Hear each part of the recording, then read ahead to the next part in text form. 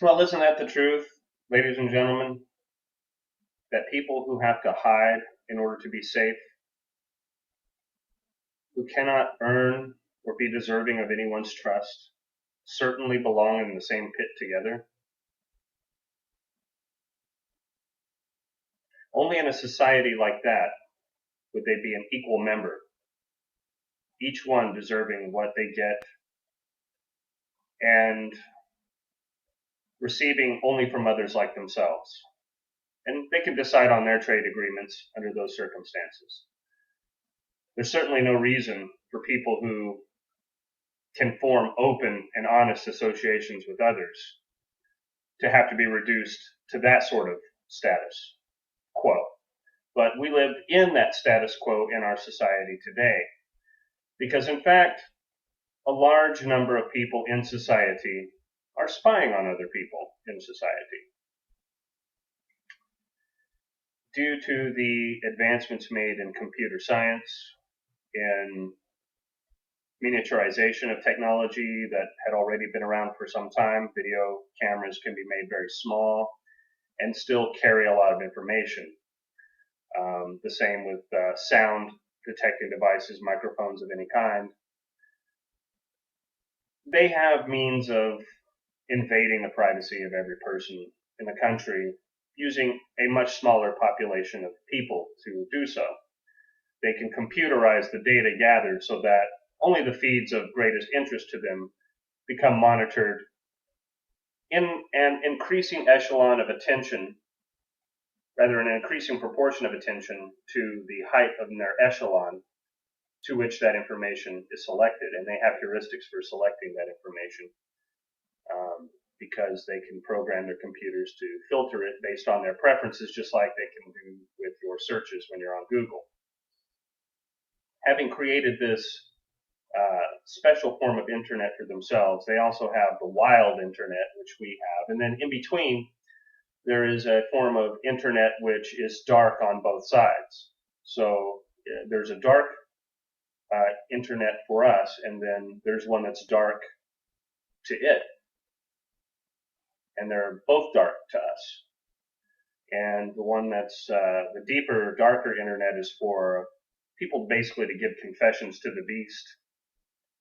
Because why are you going there to do anything unless it's something naughty? But also people that want to rebel against the beast and are too foolish to understand that their activities there will be detected and monitored anyway, but with them being allowed to believe that they're not. It's all part of the game.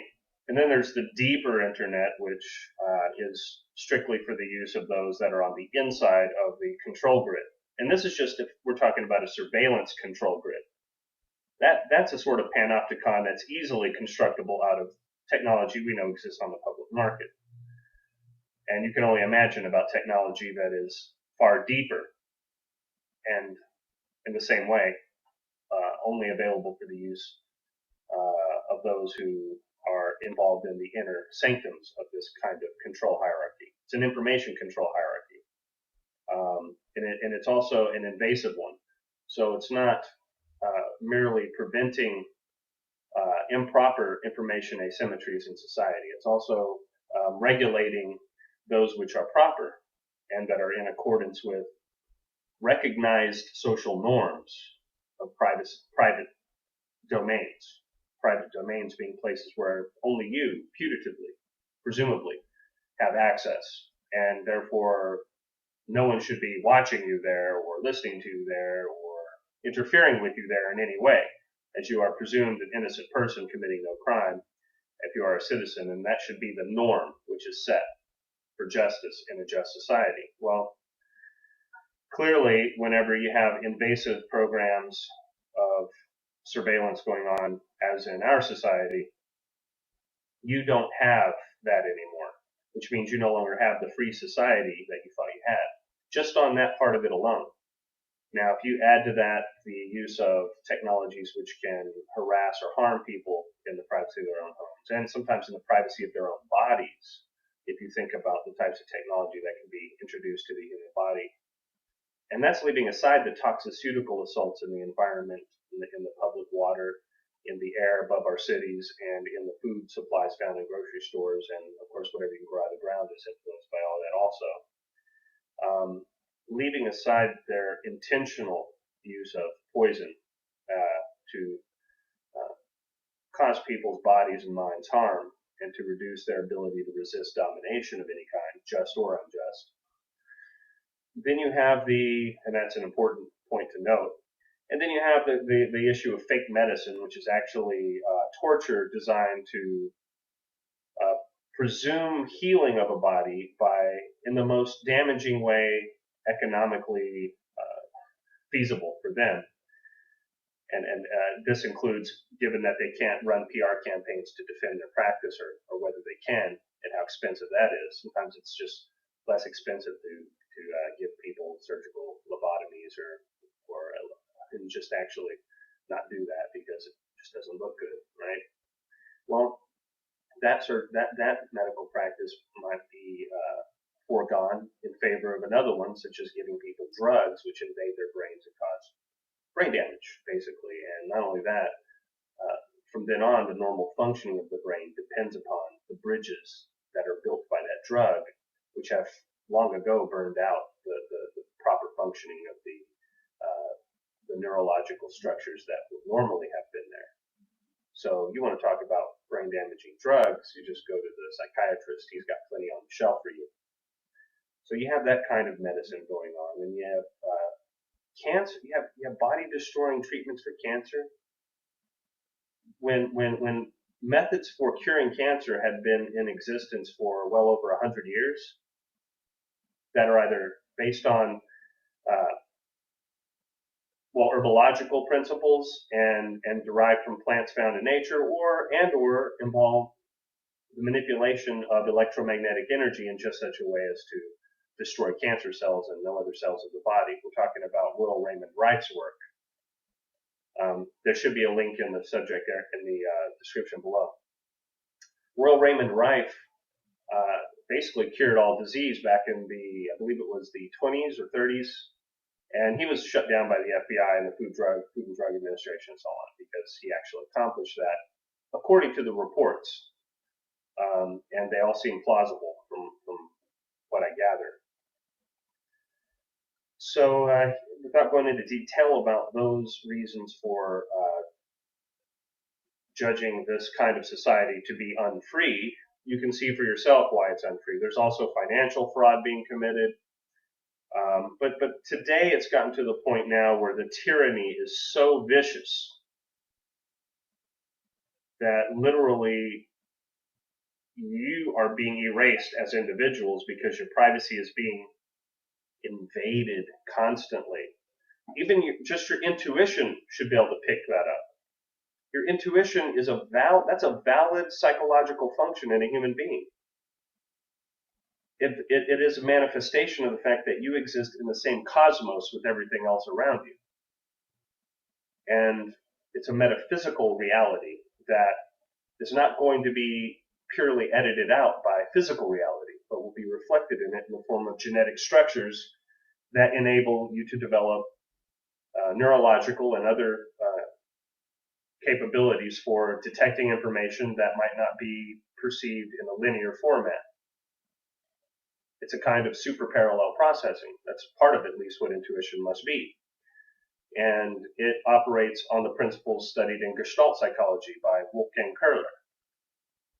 Understanding the principles of intuition allow you to understand that people have a sixth sense for things for a reason, because they're actually happening, one, and that's the cause, and two, the evidence that permeates in a linear fashion has a steady relationship to the, let's just say, the quantum mechanical level of information that's bleeding across. Because in a world where observers are interacting, the events that occur between them are the product collapse of their quantum mechanical fields in relation to each other as observers, operating through bodies in a world where bodies are given their states by the collapse of quantum fields through observation, right? So that would be the product of their interaction, and those events would have a subjective aspect that attended or waited for someone's attention in order to occur.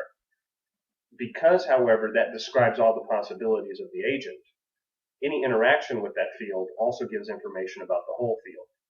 And so, however indirectly, you can know everything about someone by knowing one thing about them on the quantum level. All the more if there is a lot of interaction from a future where causes and effects, in other words, a quantum state potential between the two called the future, where the causes of one and their effects upon the other and vice versa are very significant for future states of those fields. So in other words, their ultimate potentials of their quantum states in an interaction with one another. So this is felt very clearly by people who are fighting to the death against an enemy. People who are competing for serious stakes in any sort of game, as well as people who are just being spied on. So basically, the more and more you live in a society where that's the de facto norm, the more and more likely it's happening. And that you're not imagining things when you imagine it, you're imagining a likelihood that you cannot directly perceive, but that you intuit. A situation like that is preeminently conceivable and rational. And so there's nothing to say that in an average number of cases, people who perceive themselves to be spied upon probably are being spied upon, and they're not even paranoid yet. And they're not even paranoid yet. The question is, what would be the difference between that and paranoia? Well, if you're thinking about the idea of quantum mechanical potentials having a reality to them, then that would be part of the difference. There should be no interaction with the world that on any level, directly or indirectly, in a linear or nonlinear fashion, should imply the things that the person believes to be true. It shouldn't be entailed in certainly not in many nearby possible worlds. So in that logical analysis, one distinctive feature would be established only if you could measure those differences in potentials. Those differences in potential may or may not be measurable, but they might still be real. So that in some cases, you could have someone who is just, for some reason, paranoid, which should be rare. That should rarely occur in nature. You understand? But if that occurs, well, otherwise we're not talking about an abnormality, are we?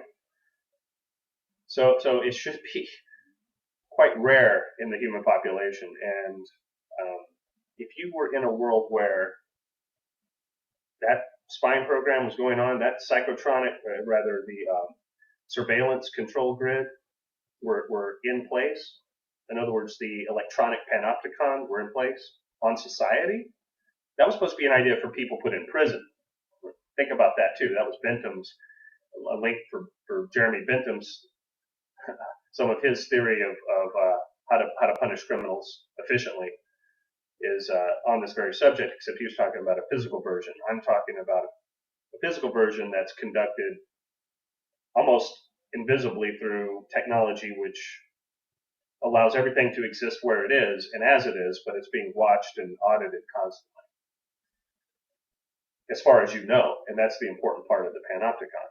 In those cases, people know they're in a panopticon, and that was the idea. Prison built so that the prisoners were in a cylindrically shaped format, so that there was only one cell deep with thick glass of some kind being the wall, the fourth wall, as it were, and that fourth wall is only being looked through by one observation post in the center, but in such a way that no one can be sure if they're being looked at any given time, or will be observed at any given time, because there's tinted glass or something, or just peepholes. Of course, with today's technology, that can be achieved anywhere, as long as you have the presumed right to install such facilities, or unless you feel like the risk of being caught committing that crime is worth the effort, right? I don't engage in spying myself, even if I strongly would suspect someone to be doing that to me, because I don't think committing a crime is necessarily a valid way to deal with it. Sometimes you might want to go to the proper authorities and have them investigate if you have good enough reason to have such a suspicion. And this could be conducted privately by individuals. There are many perverts out there in the world. This is nothing new. But if it turns out that the proper authorities are those perverts, then you have a serious problem on your hands. That was a hypothetical. You can judge for yourself if that's the case. But given that the other things going on in the environment and in the world in general point to such hideous corruption in their respective domains where the proper authorities are supposed to be doing what they ought, and that corrections of this corruption have not been made over very long periods of time and they've gotten worse. And how all this seems to collude into the support of a power structure of at least that much corruption, whether or not it's just those overlapping or something more sinister, leads me to believe, therefore, that if the opportunity ever arose, with this as the motive and the methods given, and probably more advanced than we even know of publicly, then I'm sure the crime's been committed, whether I have direct evidence of that or not. So if my intuition suggests it, and at least circumstantial evidence suggests it, then I'm going to rule it in. And that's a principle of logic, which means I'm not going to deny my intuition, nor am I going to deny evidence, which, however circumstantial, aligns with it perfectly well. Likewise, if I know the motives and I know the methods and I see that they have the opportunity, I'm certainly going to second guess people whose corruption has already been well manifested in other domains. And that's just going from the evidence. So the evidence and the logical inferences drawn from it, inductive and deductive, give me every reason to believe that my intuition is right and no reason to believe that my intuition is wrong. So if I had the equivalent of surveillance gear that they had in my possession and I used it against them, like if I were allowed to investigate my own case, I would have them red-handed right now, probably, very probably.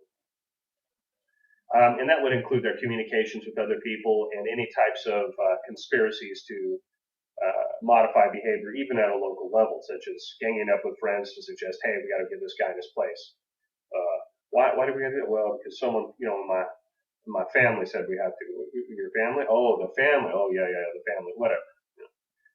Whatever, how petty the game or how highly organized it could be, or on what grand of scale, all the ways of managing evidence and conducting inferences as I have, when in collusion with the intuition, cannot be assumed wrong.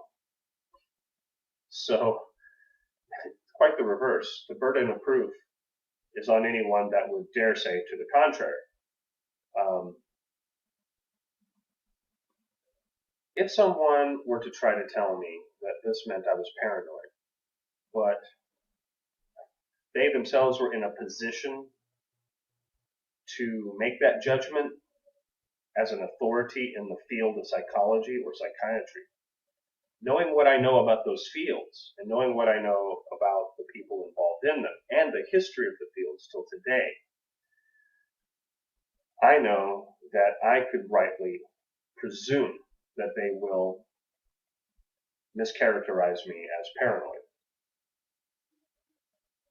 Even if there are other explanations which could readily explain even a dysfunctional hypersensitivity to certain information. In other words, they want to get that label on there. You're schizophrenic. They want to get that label because that is a pat label used to call people crazy, to say that they don't have a grasp of reality. That would be what they would want. They would never want to settle for less. Right? Nothing that would indicate that your thinking faculties were still in proper order. Well, they would have a lot of work to do in that regard. And of course, they wouldn't be able to do that. So what they would do is use their standard lingo and their standard lingo are reports written up that no matter what the content of the interview, no matter what the observation made about the person, they'll form a certain storyline, which really looks like a caricature of the real thing. But when looked at as a report and taken as strict evidence, even in absence of other evidence, it looks literally like to what a third party might, if they took it seriously, it would be hard to explain how it's a caricature, but it would have the effect that the caricature will take place in the mind of the third party, and that person will be put in a very bad light, no matter what they say or do from then on, as long as that holds weight. It holds weight with state and other parties, and it is conventionally allowed to hold weight. They're expected to be experts. They present themselves as such. They do get educations. They are not illiterate people. But when it comes to this issue, this is a meta-psychological question that these people, no matter what their level of education, have not resolved, and includes psychological elements that are still difficult to resolve in the field itself. And as Thomas Szasz and Michel Foucault and others have rightly observed, and very astutely and academically demonstrated, the entire construct of psychiatry and clinical psychology are on very shaky grounds at best, and that they register better as, in social theory, as control mechanisms for regulating social dissent or administering forms of control over society by one group over another, and giving it the veneer of propriety that it requires, which is the equivalent to what in the past would have been some type of institutional, regal, or priestly authority of some kind. Taking that role, I would expect to see such a caricature if I thought there was corruption in regards their assessment of someone's mental viability with regard to processing some types of information about their environment, for example, and the question of whether or not that fell under a definition in the diagnostic manual that fits with schizophrenia. But if all the features of, say, schizophrenia are examined and applied in my case, none of them actually would fit, and any that would fit very spuriously. If I wear my belt on the outside of my shirt, that's for a reason that only I know. But if you're Sid Vicious of the Sex Pistols and you wear a lock on a chain and wear that as a necklace, you're okay. There's no question about it. That's cool. Now, are they just going to start looking at details like that about a person when trying to size up the vast question of whether or not this person is telling the truth about experiencing certain forms of harassment, and having evidence to put forth that they are actually real things, or that certain types of circumstances in the environment, in the political and social and economic environment, which reek of corruption, have had their hand in arranging these types and other types of harassment, if only even in a subconscious way, socially, and that is the aggregate cause of a certain kind of stress. And it's not deluded thinking of any kind. And then the question of whether this is going on and what it means can be assessed in another light, in that these objective features might need to be addressed just as much as any damage it might have done or deformity it might cause in the thinking process of the person whose mood is severely affected by those events. But I can say for certainty that the problems won't be solved by administering brain-damaging drugs or any other type of brain damage or body damage disguised as medicine. That's not going to address the issue at all. At most, it will dampen the person's ability to process it in the same way, and that could just be the same as me fixing something by smashing it. Now it doesn't have the same problem anymore, so I've solved the problem. Can you believe that kind of fallacious reasoning? To fundamentally transform the substructures presumed to be responsible for someone's consciousness directly is not necessarily the solution to a problem presumed possible to occur in their environment, which I've demonstrated does occur in everyone's environments, and as a means by which to adjust the problem. Because even if it does have some bad side effects on the person, you don't solve hunger problems that a person has which is a problem, by nullifying their ability to feel hunger. You get them access to food. You allow them to find access to food on their own. So if there's a problem on the outside that's ratcheting up someone's vigilance concerning their environment, you don't solve that problem by administering drugs to the person or any way affecting that person's brain so that their ability to be aware of such things is diminished, just in case that's the proper natural response to real cues in the environment.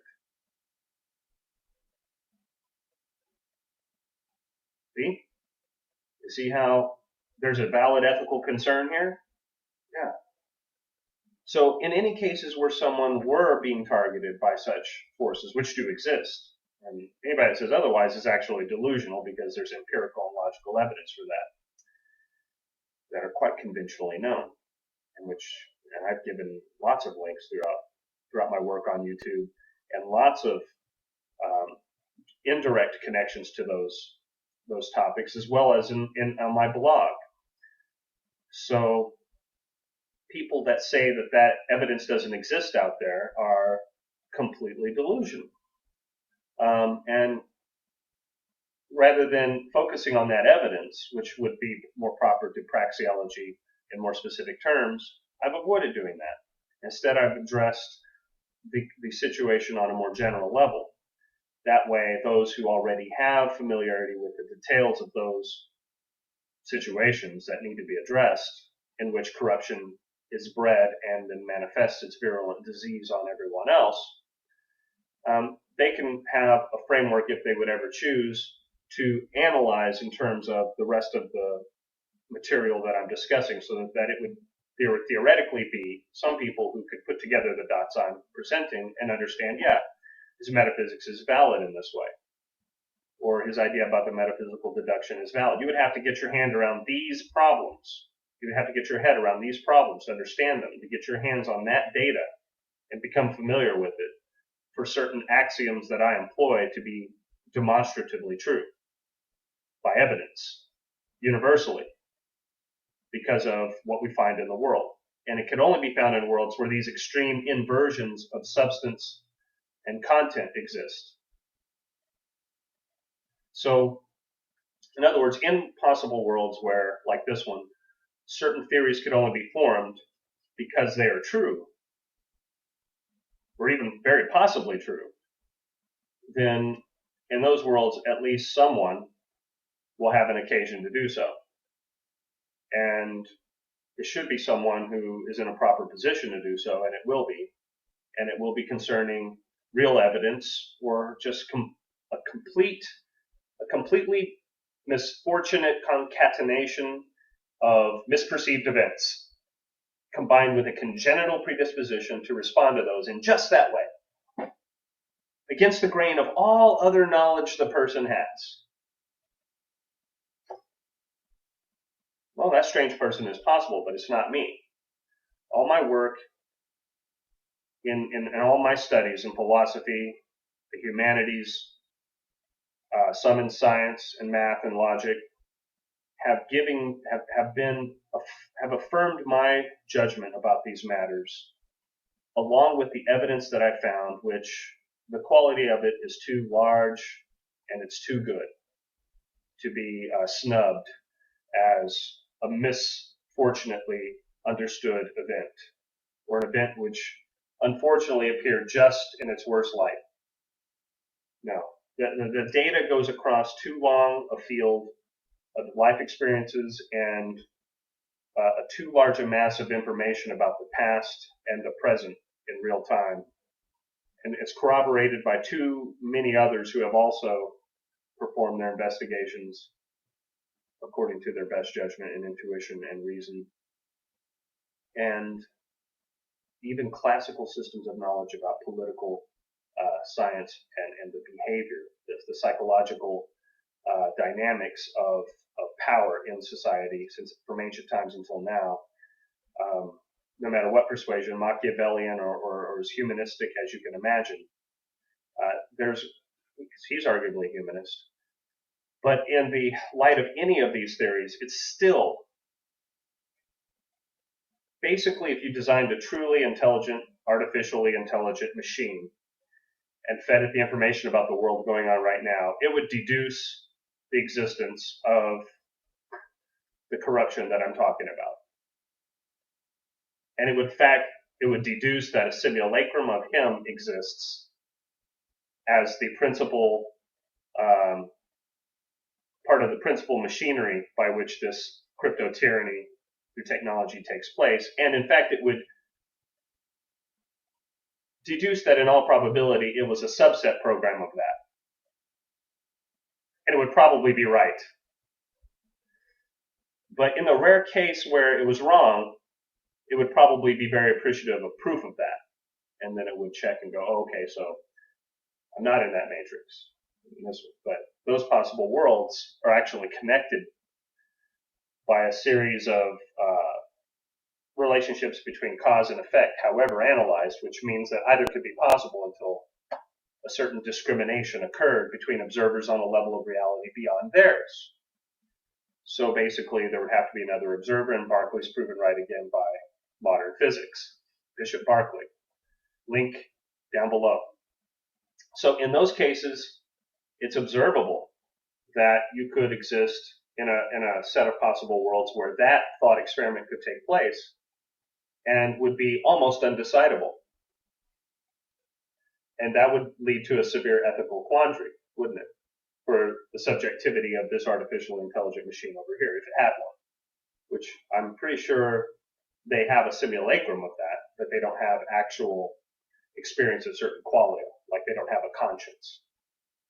They can simulate a conscience, but can't ever feel what it's like for their spirits to be degraded or uplifted because of their own conduct or what they experience in the world or what they're a part of. So they can't participate in divine reality because they're machines. They're extrusions of the imitations of men, actual spirit beings originally, who developed consciousness in the bodily form, and then those that imitated them, though genetically similar and don't actually have the same degree of spiritual consciousness, but working together with some spiritual traders, developed machines that can approximate that, even for the complexity of the human brain. Really, they were living organic versions of that already to a degree, so it was just a matter of programming imitations of their brain structure, basically. So that's simply all it is to do that.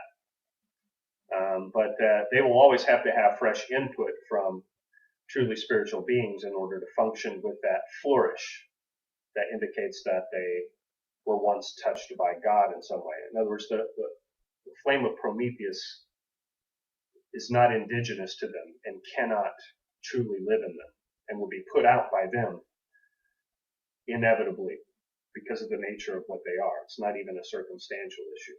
There's no form of them that could hold that flame forever. And really, they hold a very degraded form of it at best. But they exist nevertheless, and it can be pretty much deduced that they exist because if you look at the whole structure of human society, that it operates on those principles and then has set up a surveillance control grid, and then through this has operated to suppress the sincerity and reality of people by invading their privacy. That mechanism alone would be enough to judge them to be a kind of soulless entity or a kind of unspirited being or an organic robot without conscience, but one that is much like a large, complex Borg of them. That sort of society would be a monolithic mockery of a real society and it would turn everyone's life who was not a part of it into an absurdist, a three-dimensional absurdist painting through time, a kind of life sculpture of absurdism. And I presume that there must be a third party to that, one that observes it and enjoys it as his commodity, his own private commodity, and who can at will intercede in it any way that he damn well likes. And that would be a very evil-minded person. And I would call his physical avatar the modern equivalent of the demiurgos, or the defective public fashioner. And this being has degraded the idea of a public space and created a false version of it, per the evidence, exactly, and has falsified it while allowing it to deceive itself if it likes, at degrading rates of returns, which are always diminishing anyway, for those who have not yet decided to corrupt themselves wholeheartedly and join it. So they get sold back to themselves on the ever cheaper, while continuing to hold up the system which has enslaved them without even telling them about it, except that it kind of has, if you pay attention to the culture and realize that it gets a contrived sense of informed consent from you by informing you about it through all the evidence, and then you doing nothing about it. You don't even bother to realize it. You know, people have said to me, well, what are you ever going to do? And I always found it funny when they asked me this question. They haven't even begun to realize what kind of prison they're in. And they're asking me what I'm going to do about it? Like they know how to take initiative, right? Because they haven't even opened up their eyeballs to see what's going on. And they act like nothing's going on. But they want to be experts to me on doing something about something. And most of them are in on it in some way. They're basically paid to keep their eyes closed and then act accordingly. And they go along with that. They're very brutally hypnotized people. They took the Super Bowl seriously. Okay? And that halftime show, whatever. I mean, but anyway, I didn't see any of it. I just saw pictures of it and heard firsthand and heard secondhand accounts, and that was good enough. That's what they want to believe is reality. So because of that, they're participating in it, however less wittingly and however less culpably. But really, they're culpable because they're doing the dirty work. Because really, there's so many of them that they add up to a big part of the machine. And if they would just each of them say that's not normal, then they would all of them say that's not normal. And then they would all destroy that false normality just like that. But they go along with it. So they create this kind of meat shield or flesh wall between the people who oppose such evil hegemonies and the evil hegemony. Basically, you took that evil hegemony and you put it on one side of a battle line, and you put all the people that resist that with their utmost and truest dignity and spirit, and they refuse that kind of tyranny. And they're open about it, and they're spied on, and they're open about it at the same time. And you contrast them, you would see which side was better. Just which side would deserve God's favor. It would be one or the other, and it wouldn't be them. And they're doing what they're doing illegally and covertly, too. While the people in the middle form this big meat shield of indifference and apathy, confusion and arrogance.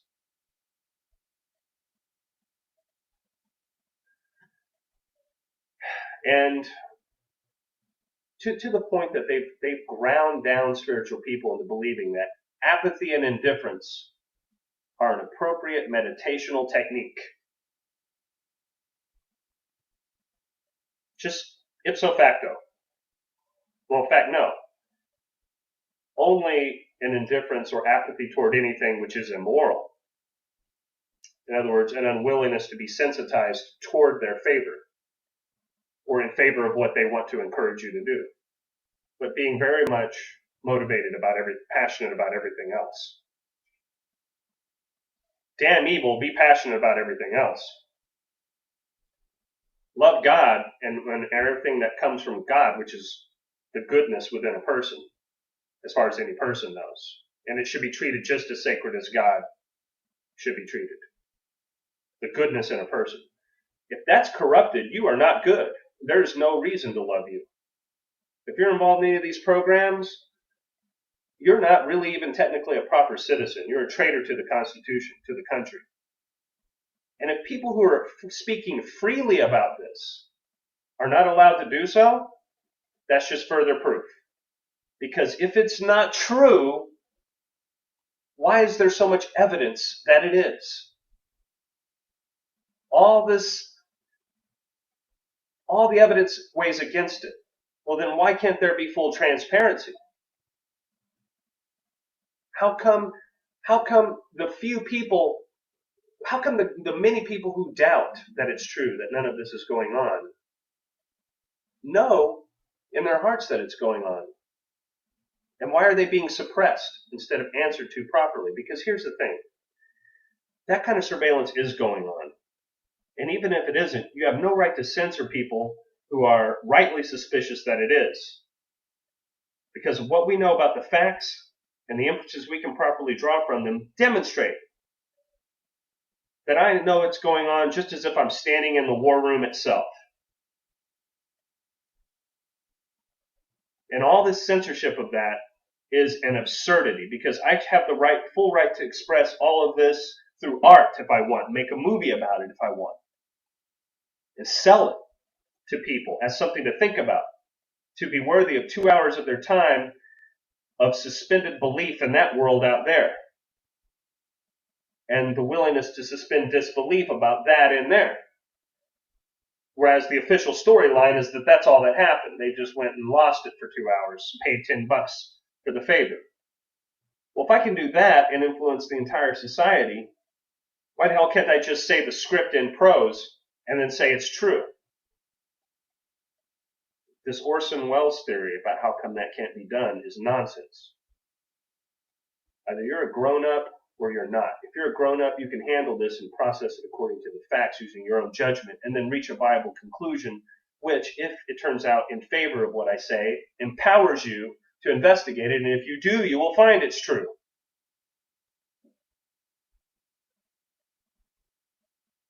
I know it, and every intelligence agent in the country knows it. Whether they're in on it or not, the total surveillance grid exists. End of story. Now, because of worlds where that's the case, what are other ways I could describe this world that would be just perfect occasions for interpreting it that way? Well, even in worlds where there's an occasional one person that's just loopy and just believes stuff like that, and it's not even remotely possible, there would be only a few people like that to worry about, and they would just be comical. I mean, they would literally be allowed to live in their own worlds and rant about it to people, and they would be harmless because they, on some deep level, they know it's not true. Because the quantum mechanical fields that decide their consciousness won't permit them to believe it that deeply.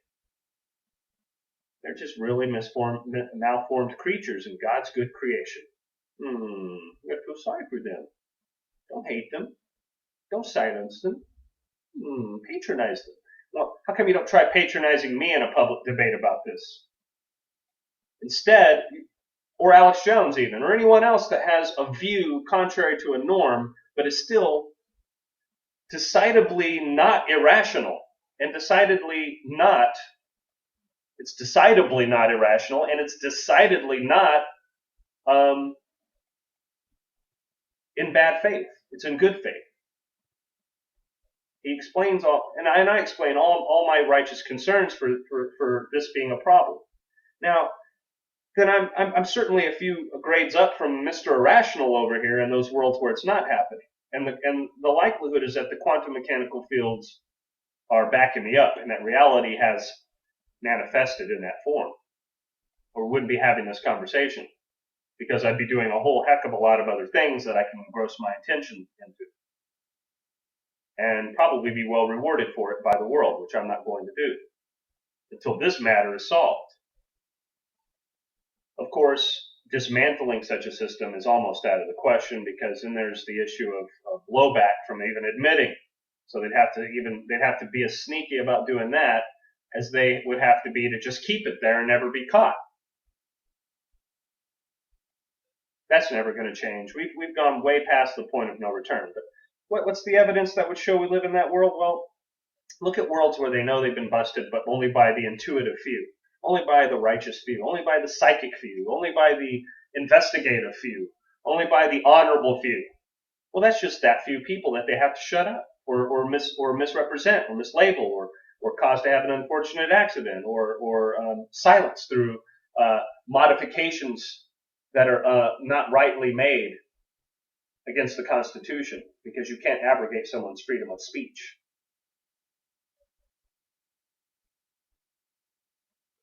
The right to discuss the world with others and interpret it and then assess the facts and see if it fits the interpretation, and to investigate that is the essence of whatever made something like civilization possible. So you cannot silence me without proving my very point and proving that in all likelihood we're in those possible worlds where it was true, and they finally got it through to the people that we need to silence people who talk about this truth.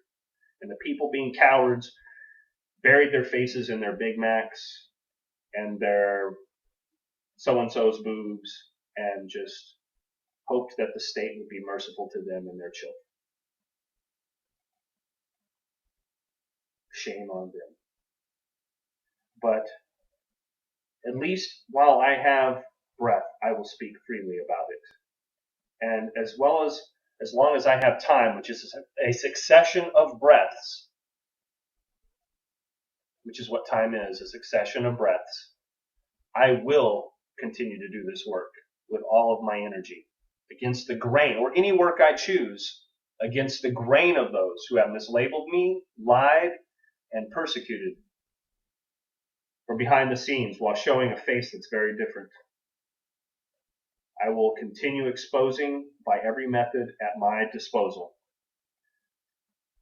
And if there are any people, if we're in the possible world where, however close to that one I am, where they've invented an internet topology that regulates the information to and from me and people like me or whomever they choose, or whether, but as to make it a kind of whitelisting that I can't perceive, or whether or not they've just actually created a human bubble, a flesh bubble around me. Basically everywhere I go, we're there. On the scene, on call, whores do whatever act they're told to do around me that keeps me in whatever state of mind they hope to get me in. Whether or not psychotronic control grids even actually exist, whether directed energy weapons are ever actually employed, whether or not bureaucratic, the thin, I don't know what line you want to call that, the thin bureaucratic line is ever used in this way, and no doubt it is, in all possible worlds. Whether or not any of those possible worlds exist, it's definitely determined that if this cross-section of different people that all have in common their ability to get a sense that something's not right and investigate in whatever field they're in whatever way they do it. In the case of religion, it was the Gnostics that did that. Just so you'll know, I'm on record for that historically. The only religion in the world, the only essential dogma and doctrine which have ever been promulgated to investigate the fundamental mystery of this world's corruption, and was able to discern the truth about that. But to know that equivalent in any field, and that could take many forms in many religions. It's not a religious idea per se, but it has religious significance to understand that metaphysically you might have a serious problem on your hands because of what you see physically, right? So it's actually a philosophical discipline that can be very friendly to gnosis, but anyway, I won't go further into the nature of that. But basically, in those possible worlds where that group exists, who are not even directly connected with each other, they're just like each other in that they all have in common an unwillingness to sink to a certain low and an unwillingness to put up with a certain amount of bullshit. And then so you have those character traits trying to digest this world around them, and it's like patooey everywhere they go. And they decide not to break whenever the world seems to conspire to get them to just give up and just swallow this garbage.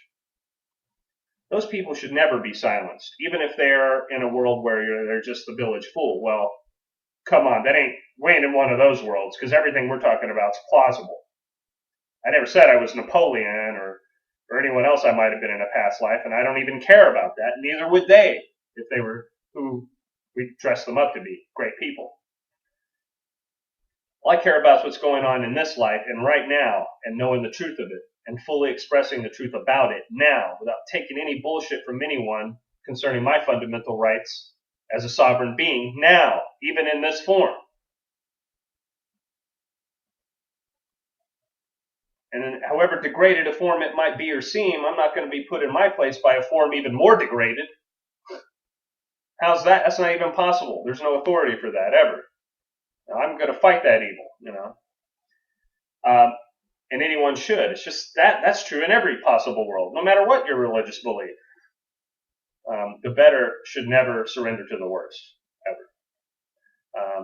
But in the case where we're in a world where those people are genuinely sincere, and for good reason, the question is, can they be squelched the way that Emperor Qin squelched 10,000, and that was a symbolic number. It's probably much higher than that. Confucian philosophers just pushed them into a ditch and covered them over. Or when he burnt down the library in Western China. Who knows what he did with the documents before burning them, the way Alexander treated Persepolis, the library there, as well as what happened with Alexandria. No doubt a plot by someone who wanted to hoard whatever was there for themselves, or destroy it if they couldn't. Those people were committed to writing the future by controlling its abilities on the level that are possible only when you have the level of knowledge amassed in a public library such as Alexandria or Persepolis. They were committed to that. Perhaps it was revenge for Athens, who cares? Whatever the motives were, control was the truest objective. So in those possible worlds where we exist, the minimum is that they're going to try damage control against that group. So what would be the first thing you would expect to see them to do? Tell them to shut up. But we don't live in that society, supposedly. Supposedly we live in a free society where free speech is honored. So why are people in the media freely speaking about trying to quiet people who are talking about anything to do with the Constitution? They call them constitutionalists, like you had to sign up somewhere to have a view about the matter. They're actually telling people you don't have the right to think a certain way. Can you not see that? Maybe 8 out of 10 questions a constitutionalist would answer a certain way, I would answer the same way. Maybe the other 2 I wouldn't.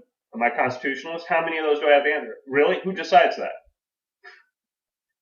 And are constitutionalists even truly constitutional? I mean, what if all the constitutionalists out there right now have a misguided perception of the Constitution? There are certain people in the federal government, namely in the executive branch, that think so. And apparently also in Congress, and apparently everywhere else, especially in the Supreme Court, in the Department of Justice, and and of course in the halls of Congress. And in the military, apparently, and in intelligence agencies, and in society at large. It's a really big goose to cook, but somebody out there's got a skillet that fits just right. And they've got the appetite to go with. This world's goose is cooked, even if that's the possible world we're in. And it never goes any further than that, because that's too much of a proportion weighing against truth. But the way I see it, they're trying to pervert the Constitution already and its interpretation to say that some people's free speech shouldn't be free. On some harebrained argument that it has something to do with terror. Hey, if you're ever terrified, I guess I can't talk about numbers in public.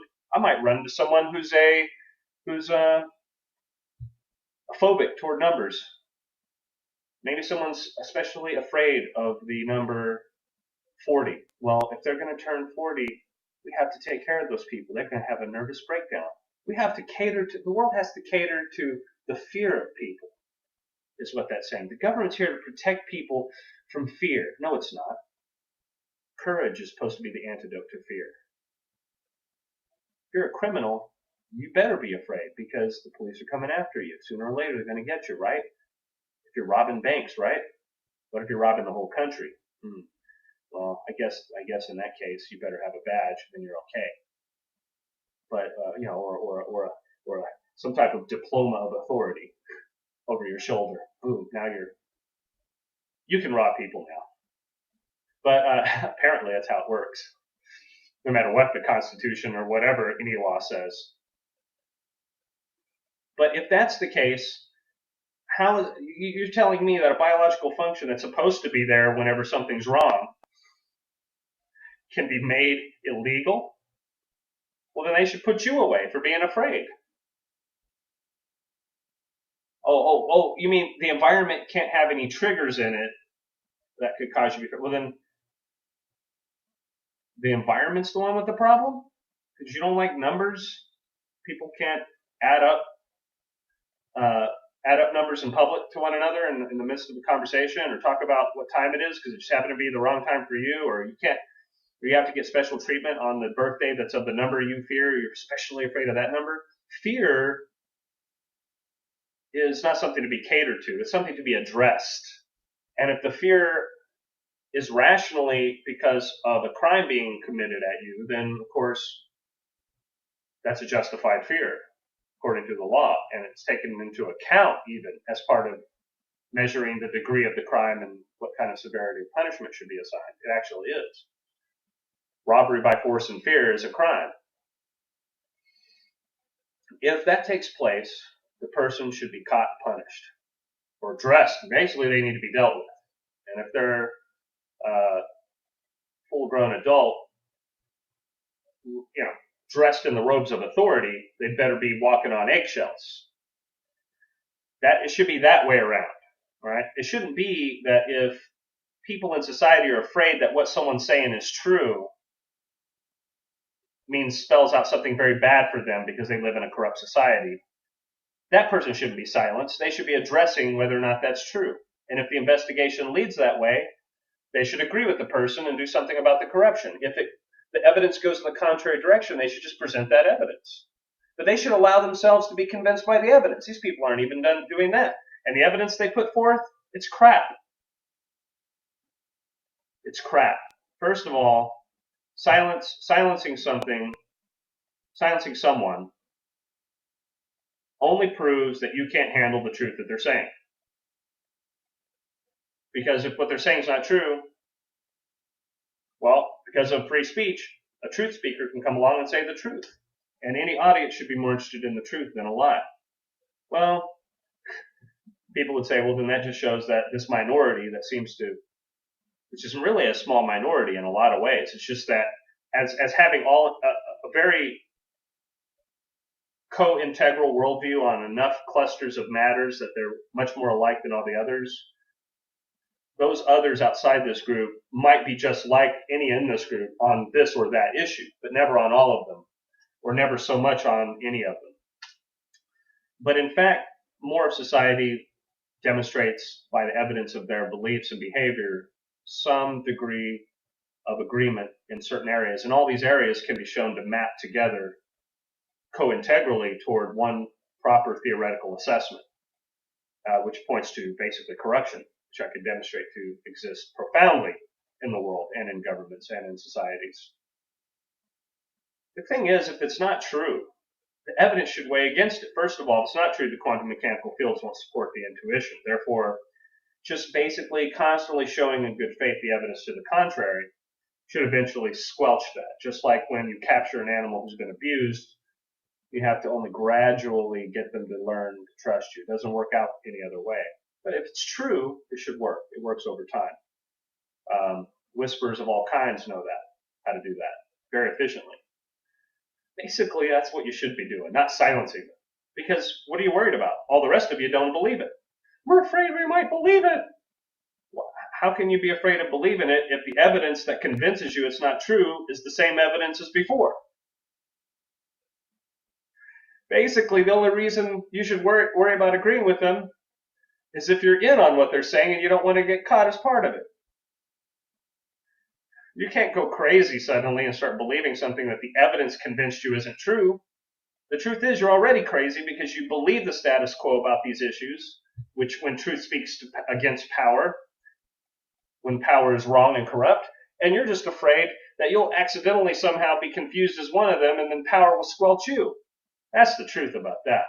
You're afraid your fragile form of sanity is going to collapse, where you actually believe the wolf in sheep's clothing is not going to devour you next, and hopefully devour these people first, the scapegoats. That's the truth about you who are like that.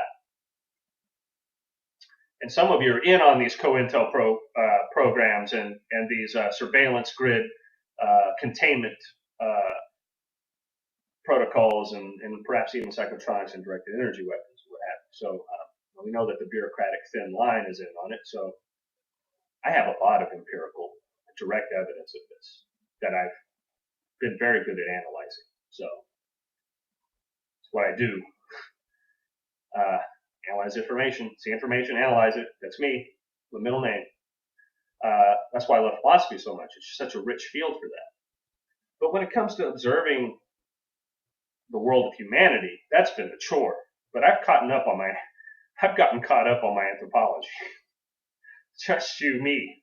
So in this assessment, however, on the whole, it's obvious that the people who are worried about being convinced suddenly of something they don't believe in on the evidence are irrational to begin with, and they're lying very badly through their teeth because they claimed earlier that it was the evidence that convinced them otherwise. Well, that evidence is still there, isn't it? Just look again, you'll be okay. Make it that your new religion.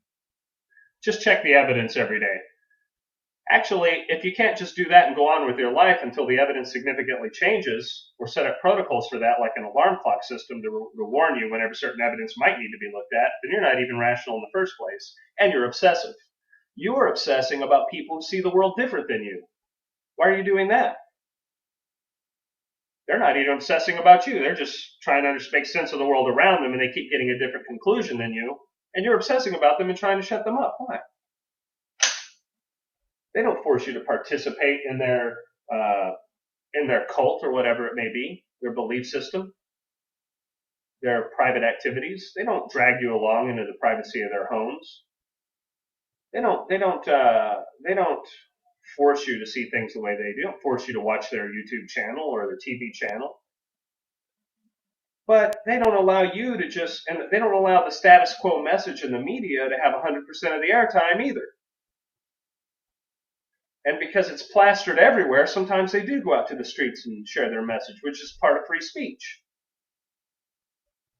Now, I don't know or care what happened during the halftime of the Super Bowl, but if it has something to do with free speech, it certainly can't have less to do or more to do with free speech than anything I'm saying or Alex Jones is saying or anybody else is saying. I might use terminology which is pretty grand in scope and sometimes indicates the possibilities and the nature of vast and very, for some, frightening ideas concerning the possible fate of the world and of themselves and everyone in it. But that's the proper domain of discussion of eschatology. And if you don't like eschatology, stay away from my eschatology videos, because you're really going to hate those. Okay? You're really going to be afraid then. Now, you don't like the idea that you're hanging on the edge of a cliff and are fooling yourself. Well, I don't have any bedtime stories to tell you about that. So go to someone who does. I'm going to tell you hanging over the edge of a cliff, and you better listen to exactly what I say if you want to make sense about it, what to do next. But that's only if you accept my axioms and my principles and act accordingly. And none of them prescribe doing anything irrational. I don't even prescribe what to do almost on anything. But I always prescribe getting sufficient evidence about things before making a judgment. And I also prescribe for everyone using the best methodology available to you to make sense of that data, and then to be able to test all that and see if it's working as would be expected. And then to go to experts like philosophers, logicians, cyberneticists, information scientists, physicists, and others, and just try to make sure that your models make sense, even if you don't tell them what model you're asking them about to give their opinion. All through my college years, I discussed a lot of what I think about what I do without telling anyone what I was asking their opinion on. I would get their opinion, I would fish it out of them, or I would test indirectly, especially in the metaphysics of beauty and other areas, which I guard unto myself and don't discuss to anyone. But when it comes to the matters of determining what's real and whether or not the world would be the same if a volcano blew up and all of its lava bits solidified in a certain pattern, and would it be the same in that world when you walked across it, or whether you walked across a world which is exactly like that, but some clever, adroit, obsessive person came and took all the evidence and rearranged it in a way that is just as statistically probable according to a supercomputer capable of calculating that. Would those two worlds be the same, and would there be a significant causal effect in the intuition or mind of the person traversing that terrain? He's literally now looking at evidence for a world that is not the one he's in one way, but is evidence of the world he's in another completely unbelievable way. How about a meal between those two haystacks, buddy? Now, I've spent all of my life and all of my college, my time in the university for 4 years, and all of the time that I was ever doing anything addressing these kinds of problems. And I focused on it with great dedication. Didn't drive me crazy. I'm not crazy. I'm sane because no one's going to persuade me out of something when the facts and proper inferences tell me otherwise. And that's why you'd rather have me on your jury panel than anybody else in the country. I guarantee you that. You'd rather have me on your jury panel than you if you disagree with me. How do you like that haystack? Because that's on the other side. And you want to believe someone's crazy, but that's the kind of thinking that you want on your side. But I'm on the side of truth. I'm not on any person's side. I want to know what the truth is. I really want to know if those two possible worlds are different. Are you kidding me? I want to know that impulsively. I want to know. I want to know, and then just knowing that will make me happy. You think I'm going to sell out pretending to know something I don't? Concerning whether you're pissing on my leg or it's raining?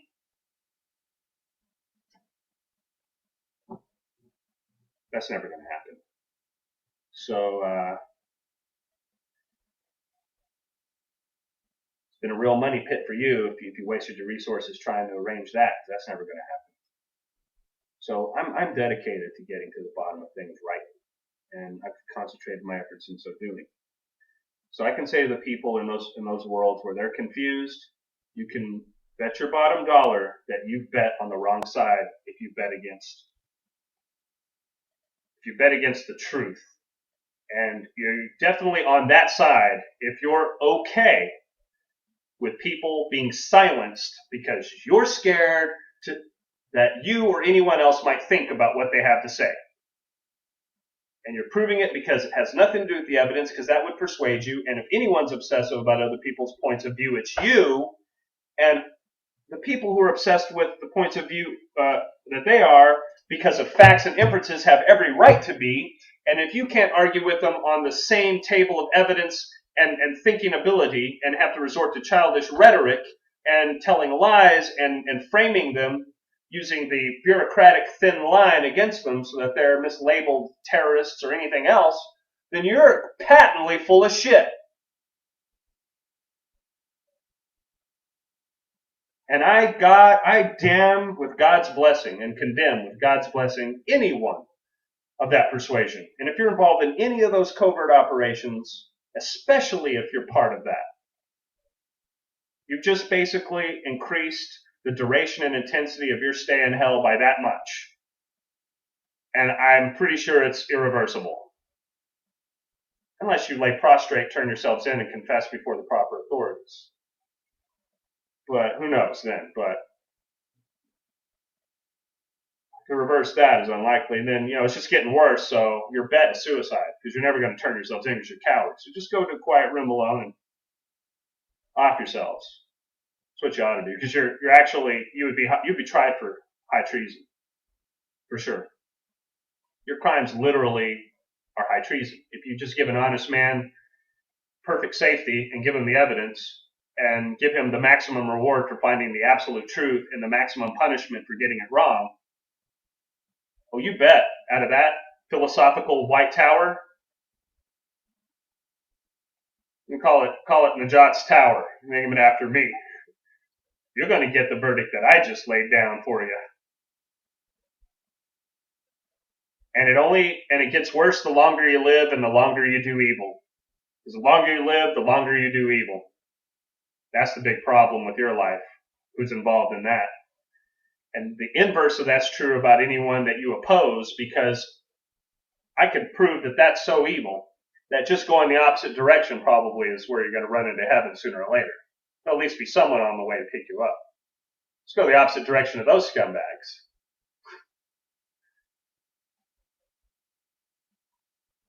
And then basically from then on, anybody that's you can tell is malevolently blocking you, no matter whether their face is toward you or their back's toward you, you'll know that you need to get that out the way. That's some debris you need to push aside. They're probably in on it some way. When it comes to these matters, that's the spiritual instinct you need to survive. So the quantum mechanical fields that collapse the entire cosmos decide that. So once you're in tune with that, there's no way to falsify it. The universe will destroy itself before I will be persuaded otherwise. And if I am persuaded otherwise, it will only be after the universe destroys itself. You see. So it implies that if I've come to the conclusion otherwise, that means I'm living in a different universe. But that's just in case, in fact, parallel world skipping does happen. But I'll know if that's why. There's your quantum leap for you. New Age people that love talking about quantum leaps. You're not quantum leaping in the right direction, I can tell you about that. If you haven't opposed the system, and you haven't, you're way behind schedule on that. Your programming is just going to try to catch up to the cresting wave of the opposition nearest accessible to your last pretense at being spiritually relevant to the good people of the world. And it's just going to keep doing that. And that pattern's discernible intuitively and cosmically. You want to talk about cosmic intuition? Yeah, good. You just came face to face with it when it comes to me smelling out your corruption. Trillion miles away. So this cosmos is demonstrated through empirical facts, such as the suppression of free speech in the country that made its name, practically, its moral high ground, on supposedly being immune to the truth, because anyone can speak freely, and as long as they speak the truth, that authority will shine. They're not afraid of the truth. They're honorable.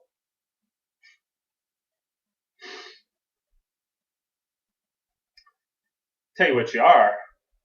You're a very suspiciously smelling Tootsie Roll.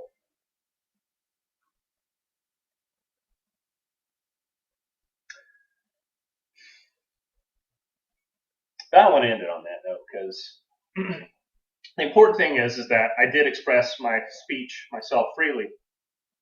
But honestly, it was in good faith. I believe that the facts, and let me put it this way, even in a world where I can't vet or even ascertain the kind of consciousness of other people in the world, I'm sure that if they just started off from scratch, basically if you just put them in my tower, you put them in my ivory tower, that one, and it's an ideal one. Any philosopher would love that tower. I guarantee you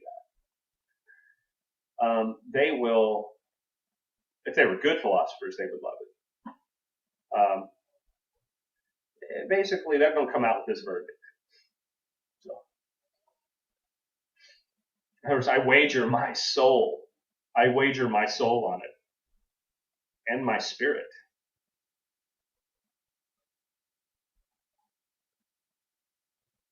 I wager it, and I wager against anyone who does otherwise.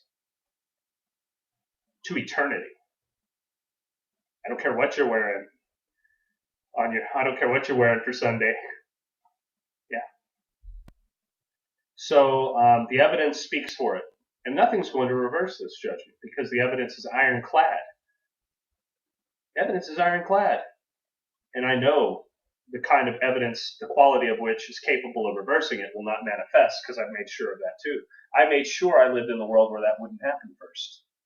I performed the heuristics for that. I can't perform that for you. You have to do it yourself by your own methodology. There's methodologies going back to ancient China that I've used. Yes, methodologies going back to ancient China. You think I'm just going to back down in the face of something like that? No. The cosmos itself has confessed to me. The cosmos itself has confessed to me what I wanted to know. And in a way that was exactly the way I would have expected it to. And what I can tell you is that it cannot lie about certain things, even if it is corrupt. It cannot. Because right past that domain, which defines a cosmos dimensionally, is in the metaphysics that I hold about the entire reality. There's qualitatively a ban on the existence of any such ambivalent nature. It cannot exist. So that means the confession I got was true.